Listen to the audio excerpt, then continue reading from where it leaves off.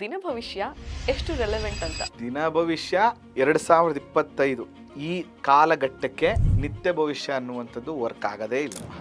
ಒಂದು, ಜನಸಂಖ್ಯೆ ಜಾಸ್ತಿ ಆಗಿದೆ, ಪ್ಲಸ್ ಎರಡನೇದು ನನ್ನ ಒಬ್ಬ ವ್ಯಕ್ತಿಯ ಜೀವನವನ್ನು ನೋಡಬೇಕು ಅಂತ ಬಂದಾಗ ನಿನ್ನ ಜಾತಕ, ನಿನ್ನ ದಶಾಭುಕ್ತಿ, ಅಂತರ್ಭುಕ್ತಿ, ಸೂಕ್ಷ್ಮಭುಕ್ತಿ, ಪ್ರಾಣಭುಕ್ತಿ, ಪ್ಲಸ್ ಅದರ ಜೊತೆಗೆ ಗೋಚಾರ ಫಲ. ಯಾಕೆ ಗೋಚಾರವನ್ನು ನೋಡಬೇಕು ಅಂತ ನಾನು ಹೇಳ್ತೀನಿ. ಒಂದು, ಟ್ರಾವೆಲ್ ಮಾಡ್ತಾ ಇದ್ದೀರಾ, ದೇವರು ನಿಮ್ಗೊಂದು ಒಳ್ಳೆ ಕಾರ್ ಕೊಟ್ಟಿದ್ದಾನೆ ಟ್ರಾವೆಲ್ ಮಾಡೋಕ್ಕೆ, ಇದು ದಶಾಭುಕ್ತಿ. ನೀನು ಮೈಸೂರಿಂದ ಬೆಂಗಳೂರಿಗೆ ಹೊರಡಲೇಬೇಕು. ನಿನ್ನ ಆರಂಭ ಬಂದು ಮೈಸೂರಲ್ಲಾಗುತ್ತೆ, ನಿನ್ನ ಅಂತ್ಯ ಬಂದು ಬೆಂಗಳೂರಲ್ಲಾಗುತ್ತೆ. Is A fixed. ಇದರಲ್ಲಿ ಬರುವಂಥದ್ದೇ ಸಂಸಾರ, ಉದ್ಯೋಗ, ಕೆಲಸ ಎಲ್ಲ. ಆದರೆ ಈ ಗೋಚಾರ ಅನ್ನುವಂಥದ್ದು ನಿನ್ನ ರಸ್ತೆ. ಈ ರಸ್ತೆಯಲ್ಲಿ ಎಷ್ಟು ರಸ್ತೆ ಕೆಟ್ಟಿದೆ, ಎಷ್ಟು ಇದೆ, ಎಷ್ಟು ತಿರುವುಗಳಿದೆ, ಎಲ್ಲಿ ಎಚ್ಚರಿಕೆಯಿಂದ ಇರಬೇಕು ಅನ್ನೋದನ್ನು ಗೋಚಾರ ತಿಳಿಸುತ್ತೆ. ಅದಕ್ಕೆ ಗೋಚಾರವನ್ನು ರಾಶಿಯಿಂದ ನೋಡು ಅಂತ.